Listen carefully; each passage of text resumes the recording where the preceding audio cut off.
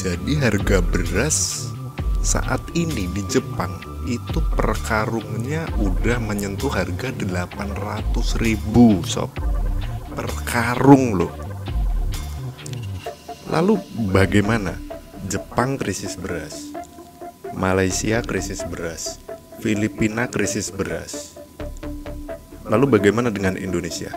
Jadi mungkin ada pertanyaan, loh bang, bukannya Indonesia masih impor beras? Betul, bahkan sampai ini gawat banget kalau misal Indonesia kita nih, kita beli beras satu karung 800.000. Waduh.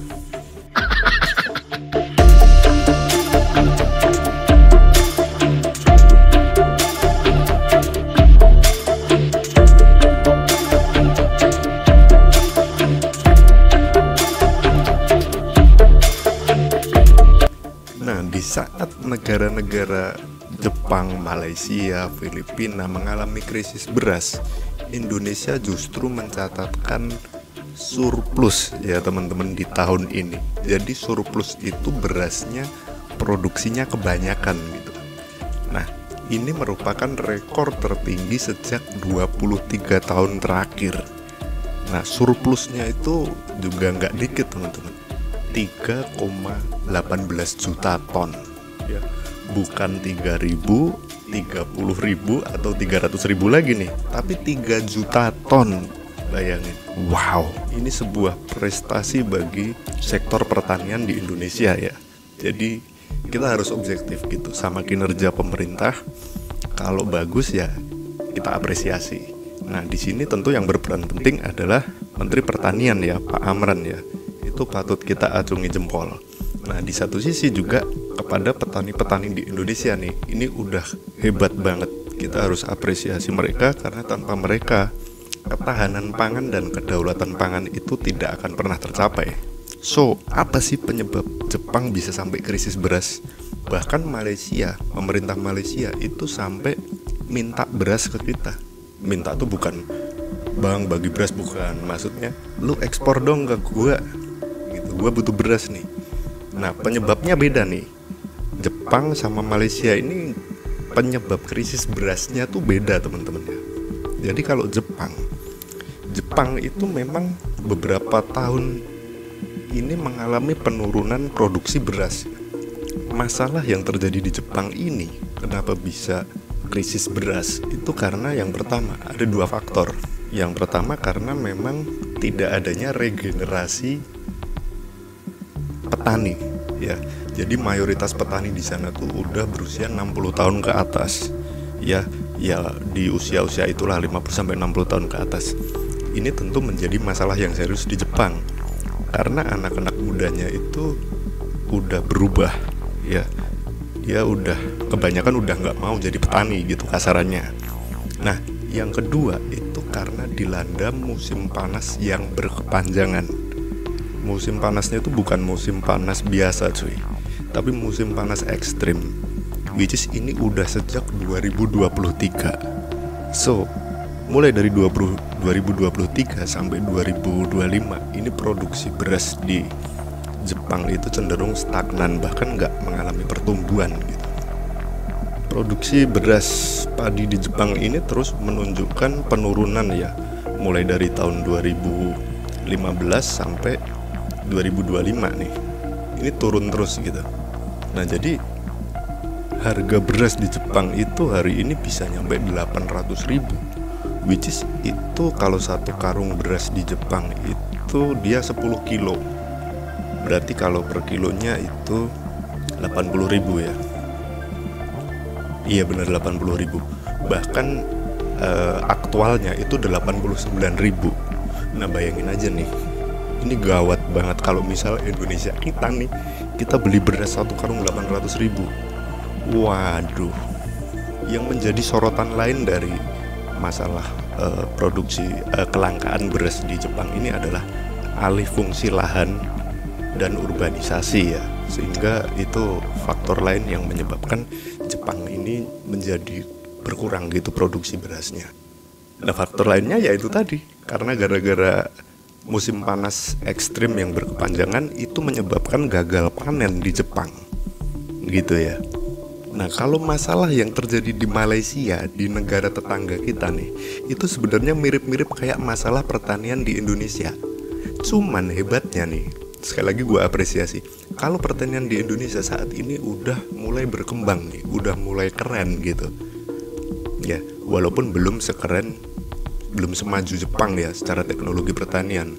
Tapi nyatanya walaupun Jepang memiliki teknologi pertanian yang maju, kalau nggak ada petaninya, terus dilanda iklim yang nggak bersahabat atau cuaca ekstrim tadi, itu juga nggak bisa ngasilin beras cuy. Maka dari itu kita harus mensyukuri gitu ketika kita hidup di Indonesia dengan seperti ini, dengan kekayaan alamnya. Memang harus diakui kekayaan alam Indonesia ini kalau dioptimalkan, wah gila banget sih. So kita balik ke Malaysia tadi, itu masalahnya mirip-mirip kayak di Indonesia, alih fungsi lahan, ya kan. Jadi lahan pertanian tuh mulai terkikis gitu ya, udah mulai dikit. Itu merupakan faktor yang serius.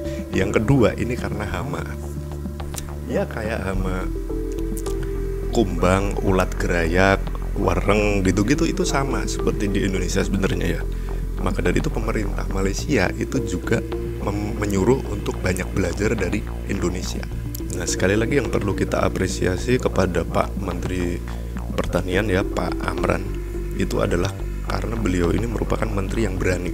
Ya, jadi di sini kalau kinerja pemerintahan kita bagus, kinerja menteri bagus, gue juga apresiasi gitu. Kita objektif ya. Kenapa demikian? Karena baru awal-awal menjabat aja beliau ini udah keras gitu ya. Waktu itu gue udah feeling sih, ini kalau dia bisa konsisten, keren nih Indonesia nih di sektor pertanian ya. Jadi dia itu udah membabat habis mafia-mafia beras. Ya mungkin gak habis ya, cuman dia udah setidaknya at least udah mengurangi itu gitu. Mafia beras, mafia pupuk itu udah kelar sama dia. Bahkan beliau ini sampai pernah ditegur wakil presiden ya karena tindakannya yang terlalu berani. Terus akhirnya itu udah kejadian gitu ya. Jadi ada sebuah PT atau perusahaan gitu, itu sampai dia tutup karena melakukan tindakan-tindakan mafia yang merugikan masyarakat. Nah, beliau secara berani menutup perusahaan itu, dan ini wajib kita apresiasi karena menteri yang mementingkan kepentingan rakyat gitu. Jadi mungkin ada pertanyaan, loh bang, bukannya Indonesia masih impor beras? Betul, bahkan sampai awal tahun 2025 ini Indonesia masih mengimpor beras, tapi volumenya turun sampai sekitar 89%. Jadi hampir 90% itu volume impor beras kita tuh udah turun banget ya. Bahkan sampai kita kan diminta ekspor nih ya, Pak Prabowo pun ngizinin kita buat ekspor, tapi sama Pak Menteri Pertanian, Pak Amran itu, jadi gini nih, Pak Prabowo bilang, ini kita kalau mau ekspor aja nggak apa-apa, kita bantu mereka yang membutuhkan, tapi kalau nyari untung nggak usah banyak-banyak, yang penting modal balik aja. Wah, ternyata Pak Prabowo sebaik itu ya. Terus Pak Menteri Pertanian ini bilang, saat ini mungkin nggak dulu Pak, karena kita fokus ke ketahanan dan kedaulatan pangan dari dalam negeri dulu. Jadi menurut gue bukannya Indonesia pelit ya atau gimana enggak, tapi yang diutarakan oleh Pak Amran ini memang benar, karena kedaulatan pangan itu nomor satu dalam sebuah negara ya.